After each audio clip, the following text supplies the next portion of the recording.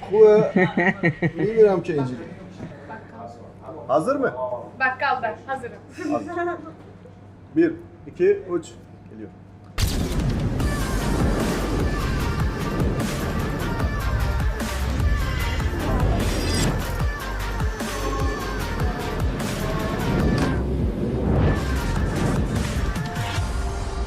با خانم لئو نمیدونم خانم باید بگیم آقا باید بگیم خانومم در خدمتش هستیم.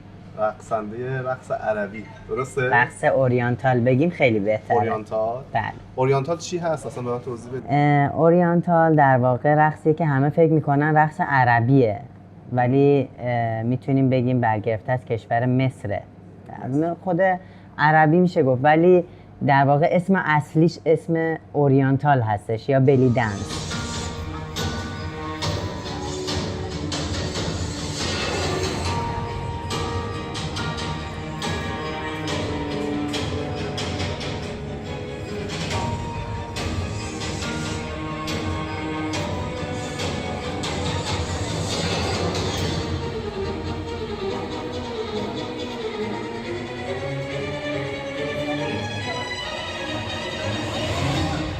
امروز میخوام با شما بازی حقیقت و جرأت رو انجام بدم. من شو مشکل دارم. میخوام ببینم اگر که حقیقت رو بگید که گفتید، اگر نتونید بگید یا نخواهید بگید باید امروز میخوام مست بشم. مستتون کنیم واقعیت ازتون بگیریم. خب چه خبر؟ کی اومدید ترکیه؟ چند وقت اینجا؟ این چیکار میکنید؟ یه ذره از عقبه زندگیتون بگید. سال 2016 بود که پامو گذاشتم تو ترکیه با یه زندگی متفاوت زندگیمو شروع کردم دیگه. تو ترکیه احساس میکنم که یه دوره جدیدی از زندگی برام شروع شد. چرا؟ میتونم بهتون بگم من توی ایران کامل شخصیت خودمو نمیشناختم. نمیدونستم که این جسمی که جهان هستی به من داده واقعا دلش میخواد که یه دختر باشه، یه دوست داری یک پسر باشه. اینو واقعا نمیدونستم. ولی وقتی که وارد ترکیه شدم متوجه شدم که دختری که از اول به دنیا اومده باید همون دختر بمونه. ترکیه به خاطر این برای من یک شروع نوینی یعنی تغییر جنسیت دادی؟ نمیتونم اینو کامل بگم. من از وقتی که به دنیا اومدم دختر بودم با اسم فاطمه و توی سن 22 سالگی تخلیه سینه و رحم انجام دادم که تصمیم گرفتم در واقع و کلی مجادله کردم به خاطرش. تصمیم گرفتم که پسر باشم و این کارو کردم. تخلیه سینه و رحم انجام دادم و بعد از 2 سال اومدم ترکیه. وارد ترکیه که شدم من پسری شده بودم که کشورش رو در واقع ترک کرده بود به خاطر اهدافش که یکی از اهدافم خود رقص هستش. اومدم ترکیه یک مدتی زندگی کردم و بعد دیدم که نه، رفتارهای دخترانه هیچ وقت نمیتونه منو رها کنه. با اینکه مثلا یه موقع‌هایی که من رفتار دخترانه ازم سر میزد خودمو تشر میزدم، میگفتم داری چیکار میکنی؟ تو این همه زحمت کشیدی پسر شدی، حالا چرا داری دوباره رفتارهای دخترانه خودت نشون میدی و از اینجور چیزا. من یک جندر فلوید هستم به معنای جنسیت سیال، کسی که از لحاظ ذهنی میتونه مرد باشه، میتونه زن باشه، میتونه هر دو جنسیت رو داشته باشه، میتونه یه جنسیت رو داشته باشه، ولی در عین حالی که من جنسیت فیزیکیم هنوز دختر بوده. و اونجا بود که یه برهه خیلی متفاوت و خیلی جدیدی از زندگیم شروع شد و من تصمیم گرفتم که توی اون قالب شروع کنم به زندگی کردن. خیلی خوشحال بودم که تونستم به عنوان فاطمه علیزاده زندگی کنم، به عنوان میکائیل علیزاده زندگی کردم و موقعی که با همسرم بهادر آشنا شدم، ایشون خیلی پسر خوبیه، خیلی مرد نمونه در واقع، منو توی همه مراحل هدفام خیلی کمک کرده. بهادر کمکم کرد و من تصمیم گرفتم که دوباره برگردم جسم دخترانم کامل کنم. خدا رو شکر میکنم که عمل آخر تطبیق جنسیت رو انجام نداده بودم، وگرنه بسیار مشکل میشد. فقط تخلیه سینه و رحم بود که من با جایگزینی دوباره عمل سینه اون رو دوباره جسم واقعی خودم رو به خودم برگردوندم. چند سالتونه؟ 32. بخور. من باید بخورم؟ آره دیگه. ببینم امروز کی میخواد مست بشه. ای خدا.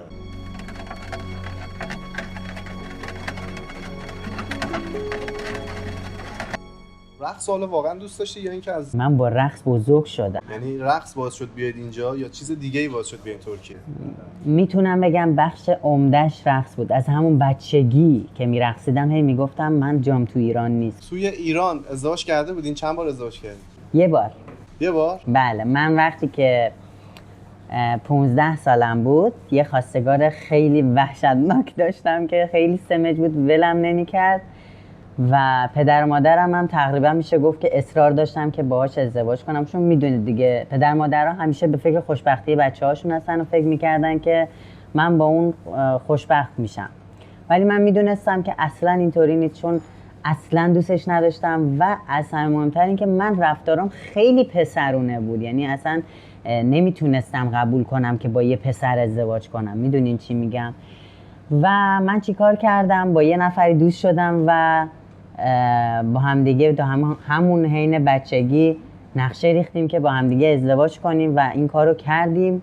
قرارمون این بودش که ما ازدواج بکنیم که من از این موضوع نجات پیدا کنم، ولی بعداً از شر همدیگه خلاص شیم. ولی خب نشد، ایشون زد زیرش. مجبور شدیم یه مدت طولانی در حد 2-3 سالی با همدیگه بودیم.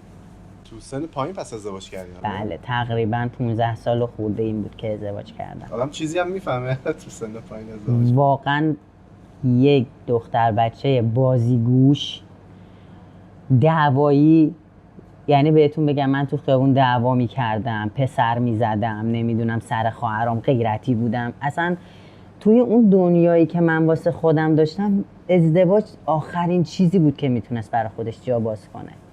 اهل کجا ایرانی؟ مشهدی. مشهد هستی؟ بله، عاشق مشهدم، عاشق لهجه‌ام،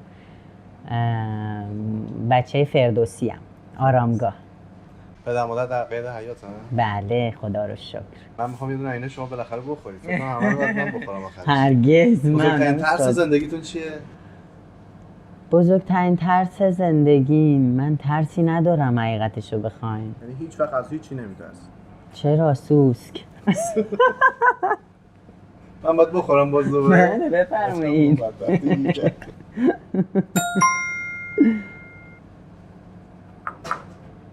خب قبلا شده مثلا مواد مصرف کنید، کاری بکنید؟ بله. احتیاط داشته باشید؟ احتیاط نه. چرا؟ اگه میتونیم سیگار رو اسمش بذاریم چرا؟ روزی 1.5 پاکت سیگار میکشیدم. بذاری من بهتون بگم، چون این سوال که همه ازم میپرسن چی جوری شدی یهو سیگار رو دیگه نکشیدی. من چون رقصنده یکی از کلاب‌های خیلی بزرگ ترکیه بودم،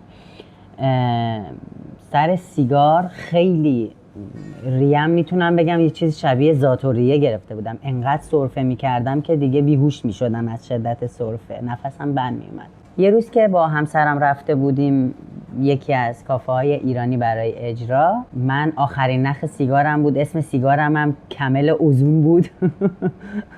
بعد آخرین نخ سیگارم دستم بود، آقا بهادرم همیشه برام روشن میکرد، خودش روشن کرد سیگارم و تا ته سیگارو کشیدم، اون زردی سیگارو داشتم سیاه میکردم کم کم و وقتی که تموم شد به بهادر گفتم که آقا بهادر من دیگه سیگار نمیکشم. توی خونه چه جوری این آدم شلخته‌ای هستین یا آدم مرتب و آشپزی بکنه و کارهای خونه رو انجام بده یا نه اهل کار بیرون و اینایی؟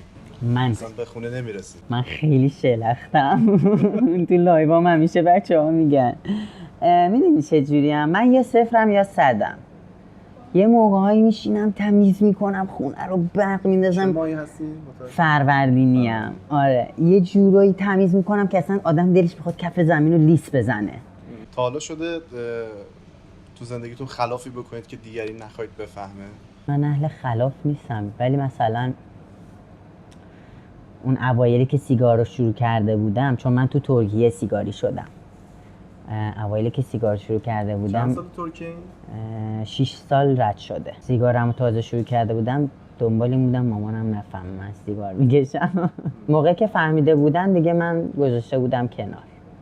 آره، خلافش این بود. تا حالا شده به همسرتون دروغ بگین، یه دروغ بزرگ؟ اگه نمیخواین جواب بدین بعد بخورید اونو. دارم فکر میکنم دروغ بزرگ که بفهمه بعد شاکی بشه. نه، همه چی رو بهش گفتم که قبلا ازدواج کردم، قبلا مورد مشکلی نیست همه چیزو باز بگیم اینجا، مورد تجاوز قرار گرفتم، همه چیزو بهادر میدونه، ما هیچ چیز قایم قوتی ازش ندارم. چند سالتون بود تجاوز شد بهتون؟ 5 سال 5 سالگی؟ توسط یکی از فامیل ها که توی یوتیوب هم اتفاقا داستانشو گذاشتم. شما گذاشتم. واکنشات چی بود بهش؟ من یه بچه بودم و واقعا نمیفهمیدم. الان اون آدم هنوز زنده است؟ بله دنبال زنده میکنه شما رو؟ احتمالاً. دیگه ارتباطی نداره؟ یکی دو بار با هم دیگه حرف زدیم چون فامیلمونه و من بخشیدمش. کلا اینجوری اعتقاد دارم که وقتی ببخشی برکت زیادی وارد زندگی بلایی هم میشه. سرش اومد؟ خیلی. و این دنیایی که ما داریم توی زندگی میکنیم جواب میده. کسی که کوچکترین آزاری به بچه ها و حیوانات برسونه، هر چی میخواد باشه، شکلاتشو بدزده، الکی بهش وعده شکلات بده، قطعاً پاشو میخوره. حالا به نظر شما ما آدما چرا به این دنیا میایم؟ اومدیم که چیکار بکنیم؟ ما یه مأموریت داریم. هر کدوم از ما انسان‌ها طی یه مسابقه به وجود اومدیم. این اعتقاد شماست. میلیون‌ها اسپرم دویدن تا یکیشون از دریچه رحم رچ خودشو برسونه به تخمک که بتونه یه لقاح تشکیل بشه. من نتیجه اونم. پس من یه مأموریتی دارم و مأموریت هم اینه که اول از همه شاد باشم، دوم از همه بقیه رو شاد کنم و هدفی که دارم باید به دست بیاد، وگرنه مردنش خیلی بیهوده میشه. یعنی نباید بیهوده بمیری، همونجور که بیهوده به دنیا نباید بیای. ترکا چی جوریه رفتارشون اینجا باهات؟ مثلا به عنوان یه رقصنده یا ایرانی‌ها یا افغان‌ها؟ ایرانی‌ها که خیلی به من افتخار میکنن، چون من میتونم بگم یکی از رقصنده های خوب ایرانی در ترکیه ام، چون نتیجه زحمت هامو دارم میبینم. به ادعای خودتون دیگه. ادعای من و خیلیا. واقعا به هم افتخار میکنن. خیلیاشون هم که میدونین حسب پلاستیکی هن، کارشون نمیشه کرد. ترکا واقعا منو دوست دارن. یعنی محال ممکنه که من برای اجرا توی مراسم ترکی برم و بی احترامی ببینم و همینطور افغان ها. شده تا حالا تو بار بهتون پیشنهاد پول بدن در ازای مثلا رابطه باتون؟ خیلی اینجا نه. اینجا ماشاءالله من 6 7 تا بادیگارد خفن توپل بازی کلوف دارم، کسی جرئت نداره به من چیزی بگه توی رستورانی که هستم. ولی من توی یه شهر دیگه ای کار میکردم. یعنی هر هفته میرفتم اونجا، هتلم اوکی بود، رفت آمدم اوکی بود، غذام اوکی بود، فقط من شبا 2 تا ست میرفتم اجرا میدادم و با گروه خودم برمیگشتم. اونجا یه حالت چجوری بگم بار کازینویی بود و برای یه رقصنده طبیعیه که همچین جاهایی برقصه و یه همچین رفتارهایی ببینه. یه نفر اونجا از من به شدت خوشش اومده بود، در حالی که اونجا خودشون اصلا کارمند دارن، برای همچین چیزهایی کارمند دارن که کارت بهداشت داره و اون طرف گفته بود نه من این رقصنده رو میخوام و مدیرمون گفته بود که من بدون اجازه تو حرفی نزدم، نظر چیه؟ پیشنهادش مثلا $10,000. من گفتم هیچ وقت حاضر نیستم این کار بکنم، چون من یه رقصندم و خارج از شغل من هیچ چیز دیگه وجود نداره. یعنی شده. یعنی اگه مثلا میگه $1,000,000 هم میدم؟ هرگز. میدین چرا؟ چون من خیلی برای خودم ارزش قائلم. خیانت هم زیاد دیدین تو زندگی، تو روابطتون؟ آره دیدم. حتی از همون شوهر اولم هم اصلا نه که من محل نمیدادم، اصلا زیاد رابطه خوبی با هم دیگه نداشتیم، طبیعی بود که مثلا. بیشترین درآمدی که تو رقص داشتین تو یک شب چقدر بوده؟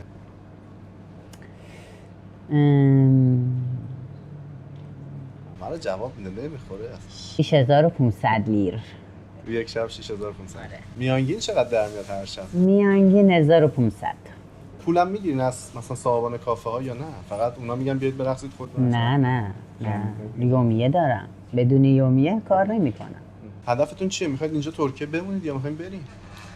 والا این مشخص نیست، چون دیگه نه اینکه الان چندین ساله که منتظرم، دیگه بیخیالش شدم. میدونی چی میگم؟ اصلا میگم اگه موندم زندگیمو ادامه میدم، هدفم هم همین ترکیه ادامه میدم، به دست میارم. اگه رفتم هم که چه بهتر. تو اقامتتون تاثیر نداره؟ سرمایه گذاری کردین؟ چیکار کردین اینجا؟ نه ربطی به اقامتم نداره. چون معمولا میگن بعد از 2 سال اقامت‌های توریستی دیگه تمدید نمیشه، حتما باید طرف سرمایه‌گذاری چیزی کرده باشه تا بتونه بمونه، یا خونه‌ای خریده باشه یا شرکت. خب من قضیه‌ام فرق میکنه. آره. دوست دارین توضیح بدین؟ نه. سلامتی. بالاخره آخه اینقدر پر. باید بخورید دیگه، مجبورید بخورید. ابسولوت هم واسهتون آوردیم که حالش رو ببینید.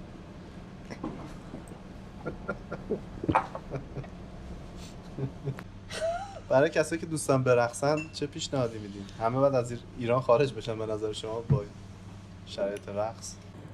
من شرایط خطرناکی داشتم که خارج شدم. ببینیم من رقصنده معمولی نبودم تو ایران. من مسابقه رقص میذاشتم، همایش‌های زیرزمینی میذاشتم، نمیدونم، و چیزایی که برام خطرناک شده بود، در حدی که مثلا به هم زنگ زده بودن که ما میدونیم که داری همچین کارایی میکنی و جاتو پیدا میکنیم به زودی. میدونین چی میگم؟ خیلی ها هستن که توی ایران دارن میرقصن ولی خب جلوشون گرفته میشه. من میگم اگر خیلی هدفت واقعا هدفمنده، قطعاً یه جایی رو برای خودت پیدا کن که بتونی هدفتو بیمه کنی. تا حالا شده مثلا حمایت کنید یکی رقصنده باشه از ایران خارج بشه بیارینش اینور؟ رقصنده نه، حقیقتش رو بخواین، چون مسئولیتش فوق‌العاده سنگینه، ولی LGBT تا دلتون بخواد. و اعتقاد دارم که خب همه آدم ها اگه قرار بود شبیه هم دیگه بشن که اصلا جالب نمیشد. میدونی چی میگم؟ بزرگترین آرزوتون چیه؟ بزرگترین آرزوم اینه که یه رقصنده بشم که همه دنیا ازش اسم ببرن. الگوتون کی بوده تو زندگی؟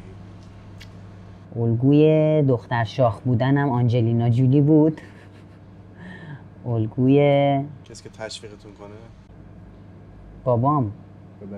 بله. و مامانم خب یه مقداری همچین مذهبی تر بود. همیشه میگفتش که آدم باید مثلا زندگیشو یه جوری دیگه ای درست کنه. الان نه ها، الان میگه تو هر چی باشی، هر شغلی داشته باشی بر من فرق نمیکنه، دوستت دارم. ولی بابام از همون اولش میگفتش که من بهت باور دارم. بیپولی تا حالا کشیدی؟ از بیپولی دست به دزدی بزنی؟ دزدی نه، ولی بیپولی خیلی بد کشیدم. دوست داری ترکیه بمونی یا دوست داری بری؟ من ترکیه رو دوست دارم و اگه یه روز برم قطعا خیلی دلم برای ترکیه تنگ میشه، ولی کشوری که به کمک کنه من حسابی پیشرفت کنم قطعا شاید ترکیه نباشه.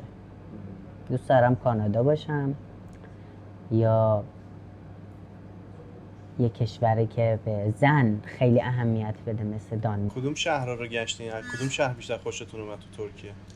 من بودروم رفتم، یالووا رفتم، آنتالیا رفتم، بورسا رفتم، ایزمیت رفتم، ازمیر رفتم، خیلی جای ترکیه رو گشتم. کدوم یکی از این شهرها مردمش با فرهنگ تر بودن؟ بودروم.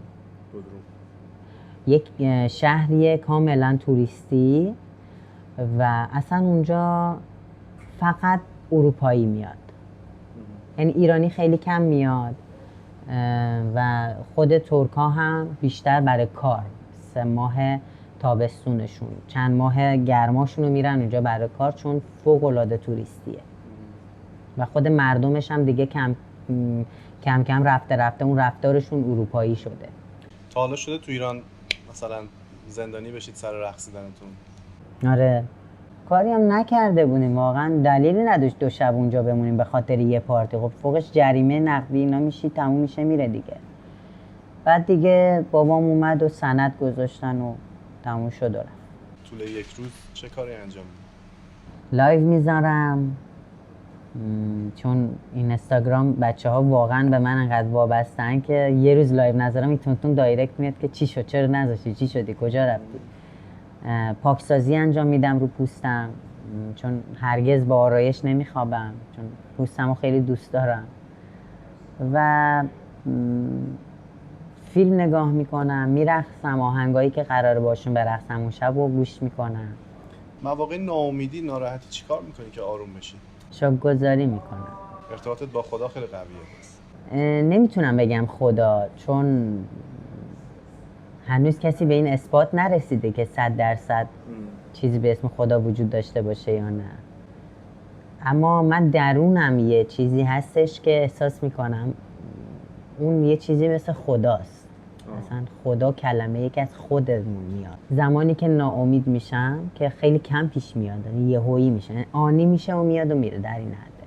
ولی زمانی که افسرده میشم، ناراحت میشم، گریه‌هامو میکنم و شروع میکنم به شکرگزاری، چون تنها راه آرامش من شکرگزاریه.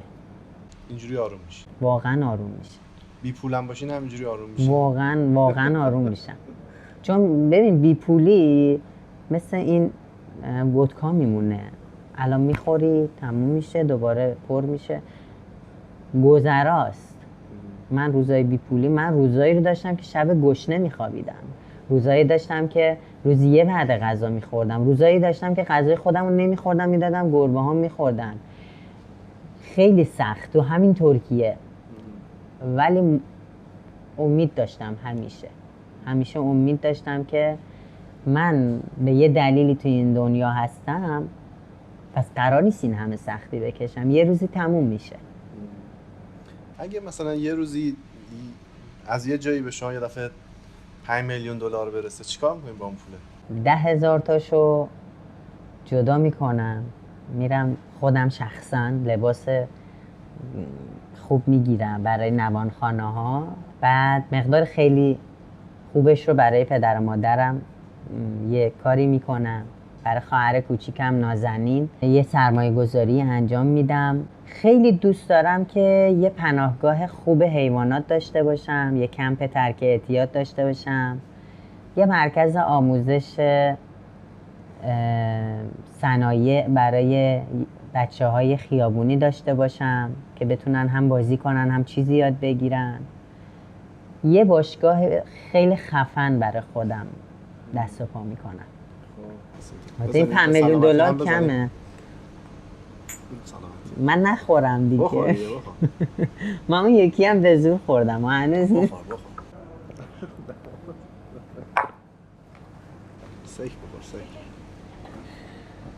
خب خدمت درس شود که به غیر از سیگار اعتیاد داشتی چیز دیگه ای مصرف کنی؟ هرگز. آخه یه لحظه گفتی که ترک اعتیاد، فکر کنم شاید خودت اعتیاد داشتی ترک کردی. پدرت اعتیاد؟ پدرم من وقتی که جوون بوده ژیمناستکار بوده، بعد توی همون دوره دچار اعتیاد میشه، تا سالها بعدش ترک میکنه و دچار با متادون ترک میکنه، با قرص متادون دکترا چند سالت بود اون موقع؟ تا همین 10-12 سال پیش دیگه. البته چند بار ترک کرده تو این مدت ها، ولی آخرین بار با متادون ترک کرد. این چیزی که من یادمه. پدرم متوجه شد که من در اثر غم و غصه و فشار عصبی زونا گرفتم. یه ماشین داشت، بلیطا شدیداً گرون بود. اون ماشینشو فروخت و با مامانم پا شدن اومدن پیش من. موقعی که داشت میومد گفتش که من خسته شدم، میخوام ترک کنم، کمکم میکنی؟ من رو چشم پذیرفتم و وقتی که بابام اومد اینجا 1 ماه اول فقط عذاب کشید، فقط سمی بود که بدنش پس میداد. چه از لحاظ روانی دچار 2 شخصیتی شده بود، چه از لحاظ روحی و چه از لحاظ جسمی واقعا داغون شده بود، ریش داغون شده بود در اثر متادون و ترک کرد و خیلی پیچید، اصلا تو اینستا پیچید اصلا بابای من.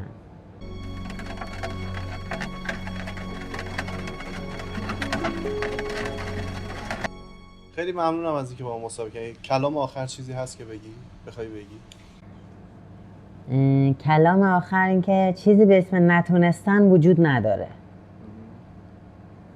زمانی انسان میگه نمیتونم که دیگه به اون درجه از ضعف و ناامیدی برسه و وقتی کسی به اون درجه از ضعف و ناامیدی برسه قطعا کار خودش رو تموم میکنه و یه ضرب المثل ژاپنیه که میگه که اون زمانی که تو میگی خسته شدم، میگی نمیتونم دیگه، ندارم، اونجا بدنت داره شروع میکنه به پخته شدن. اونجا باید شروع کنی، اون لحظه که میگی نمیتونم باید شروع کنی.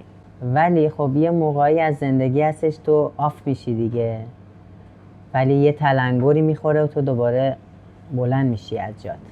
خب زیاده وقتتون رو نمیگم، مراسمتون هم میخواد شروع بشه، لباساتون رو باید برید عوض کنید. آره شبت برم. برید دیگه، فرصت زیاد نمیشه. از اینکه وقت گذاشتین برامون ممنونم. زنده باشید. خیلی خوب بود، سوالای خوبی پرسیدین. همچین گفتین که جرأت حقیقت ها، من فکر کردم الان که دیگه پته پوته زندگی منو بریزین.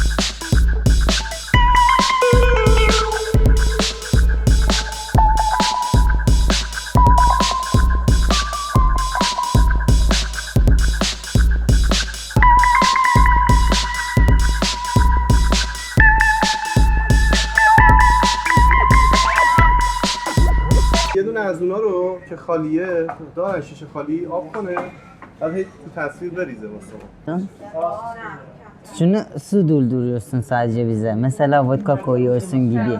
Ha. Sen baristasın burada. Hangi bardaklar sizce? Bu güzel mi? Evet. Yoksa bu mu? Küçük, daha küçük var.